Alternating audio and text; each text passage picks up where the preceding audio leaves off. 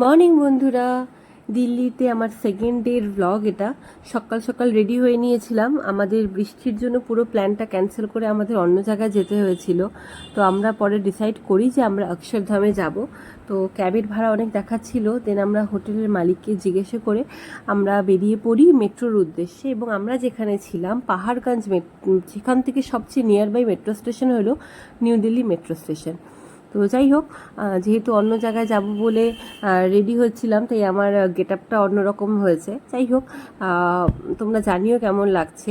তো আমরা অক্ষরধামে মেট্রোর জন্য রওনা হই এবং আমাদের পাহাড়গঞ্জ সেখান থেকে just new Delhi metro station 2 to 3 kilometre. তো আমরা যেহেতু বৃষ্টি পড়ছিল, তাই অটো করে আমরা নেমে পড়ি। অটো করে একজন এক একটা ভাড়া নেয়। তো যেহেতু আমরা মেট্রো স্টেশনে নেমে প্রথমে অক্ষরধামের জন্য যখন টিকিট কাটে, তখন ওরা বলে যে আমাদের দুটো মেট্রো স্টেশন চেঞ্জ করতে হবে। তো প্রথম মেট্রো স্টেশনে নামার পরে আমাদের যেখানে রাজীব চক যায় সেখানকার মেট্রো ধরতে হবে। তো তাই জন্য আমরা রওনা দিচ্ছিলাম দৌড়ে দৌড়ে, বিকজ একটা মেট্রো দাঁড়িয়েছিল। যাই হোক, তো মেট্রোতে উঠে দেন আমরা পৌঁছে যাই নেক্সট আমাদের আলটিমেটাম ডেস্টিনেশন, সেটা হলো অক্ষরধাম মেট্রো স্টেশন। তো সেখানে নেমে দেখি সেখানেও একই অবস্থা, প্রচণ্ড বৃষ্টি এবং কাদায় একাকার অবস্থা।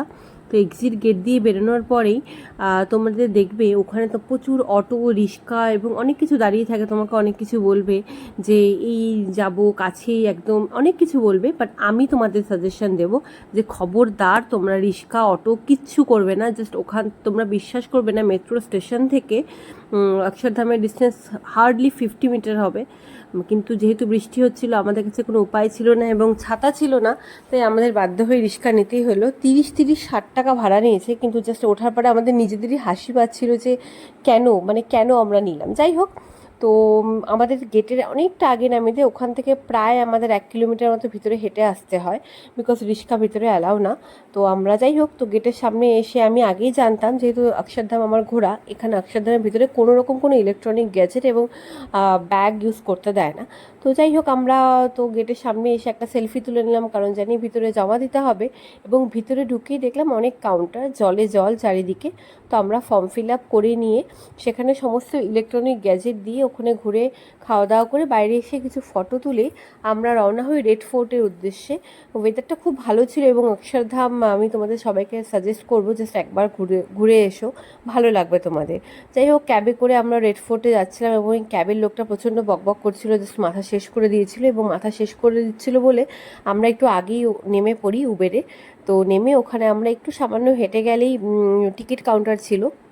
এবং সেদিন ওয়েদারটা এত ভালো ছিল, যার জন্য হেঁটেও ভালো লাগছিল। এবং দেখতেই পাচ্ছ একটু ঠান্ডা ঠান্ডা ওয়েদার ছিল বলে আমি এবং দিদি দুজনেই হলো সোয়েটার টাইপের একটা ক্যারি করেছিলাম। আগের দিন বলেইছিলাম সরোজিনী মার্কেট থেকে আমরা এই সোয়েটারগুলো কিনেছি। তো যাই হোক, সোয়েটারগুলো আমাদের সেভিয়ার হয়েছে আলটিমেটাম, বিকজ এই সোয়েটার না থাকলে হয়তো খুবই ঠান্ডা লাগতো। তো যাই হোক, রেড ফোর্টে আমরা টিকিট কেটে নিই। তো আমরা মিউজিয়াম সহ টিকিট কাটি এবং পার হেড আমাদের 80 রুপিস অ্যারাউন্ড টিকিটের দাম পড়েছিল, 320। আমি তোমাদের সাজেস্ট করবো, মিউজিয়ামে দেখার মতো কিছু নেই, তাই টিকিট না কাটলেও হবে। যাই হোক, it's up to you, because দিল্লিতে এসেছি যখন অবভিয়াসলি ঘুরবো না কেন। তো যাই হোক, আমরা টিকিট কেটে নিয়ে রওনা হই রেড ফোর্টের উদ্দেশ্যে। টিকিট কাউন্টার থেকে একটু এগিয়ে বাঁধাতে গেলেই, সোজা গেলেই তোমাদের অ্যাকচুয়ালি গেটটা পড়বে। তো আমরা যেহেতু অন্যদিকে নেমেছিলাম, তো ওই দিকেও অনেক গেট আছে, আমরা এইদিকে গেট নেমেছি, এটা গেট নাম্বার 2। যাই হোক, তো আমরা হেঁটে হেঁটে যাচ্ছিলাম। রাস্তাটা ভীষণ ভালো লাগছিলো, যেহেতু বৃষ্টি পড়েছিল এবং চারিপাশে এত সবুজ। আমি দাঁড়িয়ে কিছু ফটো তুলে নিলাম এবং আমি তোমাদের আউটফিটটাও দেখিয়ে দিলাম। এটা হলো সেই কুর্তিটা যেটা আমি সরোজিনী মার্কেট থেকে নিয়েছিলাম। I just love the fit. তোমাদের আমি কি বলবো, আমার মনে হয় বানানো কুর্তিও এত সুন্দর ফিট হয় না যতটা এটা ফিট হয়েছিল। এবং it's looking so good and so classy. তো যাই হোক, এবার আমরা ঘুরে কিছুটা হাজব্যান্ডকে রিকোয়েস্ট করে একটু 2-4টা রোমান্টিক ভিডিও বানানোর চেষ্টা করলাম, যদিও পা এবং হাত ছাড়া আর কিছুই বানানো গেল না। এবার আমরা চলে আসছি একদম রেড ফোর্টের গেটের সামনে। এখানে চেকিং হয়, টিকিট চেক। অনলাইনেও তোমরা টিকিট বুক করতে পারো, বাট আমরা যেহেতু অফলাইনে করেছি এবং টিকিট চেকিংয়ের সময় তোমার কোনো রকম কোনো ভিডিও অ্যালাউ না। যাই হোক, তো আমরা ঢুকে পড়ি গেটের সামনে এবং গেটের সামনে এসেই আমার অনেক কিছু মনে হলো। তো কিছু কথা আমি জাস্ট তোমাদের সাথে শেয়ার করব। India is a heritage country, মানে ইন্ডিয়াতে এত কিছু আছে দেখার মতন, এবং সেগুলোকে রক্ষণাবেক্ষণের দায়িত্ব আমার মনে হয় সত্যি কথা বলতে আমাদের। এবার আমরা সবসময় ইন্ডিয়া ডেভেলপ কেন হচ্ছে না এগুলো নিয়েই কথা বলি, তো কিন্তু যেগুলো আছে সেগুলোকেও আমরা ঠিকঠাক করে রাখতে পারছি না। তার কারণ আমি তোমাদের বলি, এই রেড ফোর্টে ঢোকার বাইরে এই দুটো সুন্দর কামান বানানো আছে। আমি জানি না লোকজন কেন সেই কামানের উপর উঠে চড়ে বসে এত বাজেভাবে ভিডিও করছে কেন, মানে সত্যি কথা বলতে জানি না। ইন্ডিয়াকে ধ্বংস করার পিছনে আমরাই দায়ী, এবং যদি মনে করি আমরা ইন্ডিয়াকে রক্ষণাবেক্ষণ করব, তবে সেটা আমাদেরই ইনিশিয়েটিভ নিতে হবে। যাই হোক, অনেকটা জ্ঞান দিয়ে নিলাম। এবার রেড ফোর্টের ভিতরে মিনা বাজার কনসেপ্ট, যেটা আমরা হিস্ট্রিতে সবাই পড়েছি, সেই কনসেপ্টে এখানে ছোট্ট ছোট্ট বাজার আছে, যদিও এখন মিনা বাজার বলতে কিছু নেই। তো এখানে ছোটো ছোটো যে দোকান আছে, আমরা অনেক কিছু ঘুরে দেখলাম, খুব ভালো ভালো জিনিস এসেছে, খুব ভালো লেগেছে। তো ঘোরার পরে আমরা ভেবেছি যে মিউজিয়ামে যাব, এবং সেই উদ্দেশ্যে আমরা এখানে রওনা হয়েছি। এখানে মিউজিয়াম আছে, কিন্তু জানতে পারলাম যে এই মিউজিয়ামটা কমপ্লিটলি ডিফারেন্ট, এবং এখানের জন্য আলাদা করে টিকিট কাটতে হবে। তো আমরা ঢুকে বেরিয়ে পড়ি যে এখানে টিকিটের অ্যারাউন্ড 100 টাকার মতন প্রাইস ছিল। যাই হোক, তো আমরা বেরিয়ে এই সুন্দর একটা টানেল দেখতে পারি, যেটা জানতে পারি যেখানে অ্যাকচুয়ালি সভা হতো, এই টানেলটা সেখানে কি ওপেন হয়। কি ইন্টারেস্টিং না, হিস্ট্রি সত্যি ইন্টারেস্টিং। আর দিল্লির এই জায়গাটা খুব ভালো লাগছিল, পুরো সবুজে সবুজ, কাঠবিড়ালি ভরে আছে, অনেক ভালো লাগছিল। যাই হোক, এবং ওয়েদারটা ভালো ছিল বলে আমরা খুব এনজয় করতে পেরেছি। এবার আমরা চললাম মিউজিয়ামের উদ্দেশ্যে। আমার মিউজিয়াম খুব একটা ভালো লাগেনি। যাই হোক, তো মিউজিয়ামের আগে এই পোর্শনটার কথা না বললেই নয়। এই জায়গাটা আমার খুব ভালো লেগেছে। এই জায়গাটা ভালো লাগার প্রথম রিজনটা হলো, দেওয়ালের অপর প্রান্ত থেকে কিছু যদি বলো, তুমি এই প্রান্তে শুনতে পারো। I don't know what is the concept, মানে এতটুকু ডিস্টেন্সে কেন এমন তৈরি হয়েছে। হয়তো যেখানে সভা ছিল সেখানেও হয়তো এমন কোনো মানে রাস্তা ছিল, আমরা হয়তো জানি না। তো যাই হোক, আমরা এই জিনিসটা খুব এনজয় করলাম, সবাই কান লাগিয়ে লাগিয়ে শুনলাম, ধীমান এবং পাপাইদা শুনছিল। তো এটা হলো মেন ঔরঙ্গজেবের খানা, যেখানে উনি বসে অ্যাকচুয়ালি মেনলি উনি হলো সমস্ত বিচার সভা করতেন। তো মিউজিয়ামটা ঘুরে আমরা দিন ওখানে পৌঁছাই। মিউজিয়ামে দেখার মতন কিচ্ছু নেই, কিছু তলোয়ার এবং কিছু পুরনো কিছু অস্ত্র আছে, যেগুলো সত্যি কথা বলতে আমরা যে কোনো জায়গায় দেখতে পাই। আমার খুব একটা কিছু ভালো লাগেনি।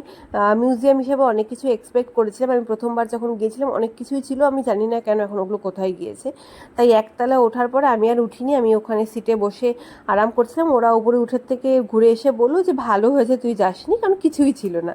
তো যাই হোক, আর যেহেতু আমার আর্থ্রাইটিসের জন্য পায়ে ব্যথাটাও বেড়েছে, কদিন ধরে প্রচণ্ড হাঁটাচলা হচ্ছে, তো আমি ঘুরে টুরে তারপর আমরা চলে যাই ঔরঙ্গজেবের সেইখানে, যেখানে অ্যাকচুয়ালি উনি বসে বিচার করতেন, এবং সেখানে যে আসনটা সেটা বিশাল হিউজ লম্বা, এবং সেটা দেখেও আমাদের খুব ভালো লেগেছে। এবং ওখানে বেশিক্ষণ সময় আমরা নষ্ট করিনি, কারণ আমাদের সেদিন অলরেডি এতটাই হেক্টিক শিডিউল হয়ে গিয়েছিল, খাওয়া দাওয়া সেভাবে হচ্ছিল না। এবং আমরা মোটামুটি রেড ফোর্ট ঘুরে দেন আমরা চলে আসি চাঁদনি চকের উদ্দেশ্যে। এবং যেটা তোমরা জানোই যে দিল্লির one of the best market Chandni Chowk, এবং চাঁদনি চকে প্রচুর পকেট মার আছে এবং আরও অনেক কিছু আছে, তাই জন্য খুব একটা বেশি ভিডিও করতে পারিনি, কারণ মাইকে বারবার করে পুলিশ অ্যানাউন্স করছিল বি কেয়ারফুল। তাই ব্যাগ এবং মোবাইল খুব সাবধানে রাখছিলাম, কারণ অবভিয়াসলি ওখানকার অ্যাটায়ারের সাথে আমাদের একটু ডিফারেন্স আছে, লোকজন ধরতেই পারছে যে উই আর ট্যুরিস্ট। এনিওয়েজ, তো আমরা ওখানে কিছু খাওয়া দাওয়া করে দেন চলে আসি আমরা পালিকা বাজার, এবং পালিকা বাজার থেকে আমি এবং দিদি অনেক বাজার করেছি। স্কার্ট নিয়েছি, অনেক কুর্তি নিয়েছি, টপ নিয়েছি, ভালো ভালো বাজার করেছি ঠিকঠাকই। তো ওখান থেকে বেরিয়ে আমাদের ইচ্ছে ছিল কোনাট প্লেসে কোথাও কিছু খাওয়ার, কিন্তু সেভাবে কিছু ফেভারেবল জায়গা না পেয়ে আমি একটা সফটি নিয়ে নিই। দেন ওখান থেকে আমরা অটো করে আবার রওনা হই আমাদের পাহাড়গঞ্জের উদ্দেশ্যে। আমরা ভেবে নিলাম যে হোটেলে গিয়ে খাওয়া দাওয়া করব। তো আমি তোমাদের বলবো যে তোমরা যদি কোনাট প্লেসে আসো, এখান থেকে তোমরা অটো করে পাহাড়গঞ্জ একদম কাছে।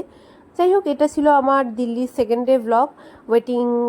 ওয়েট করো নেক্সট ব্লগের জন্য। আশা করি তোমাদের আমার এই দিল্লি সিরিজ ভালো লাগছে।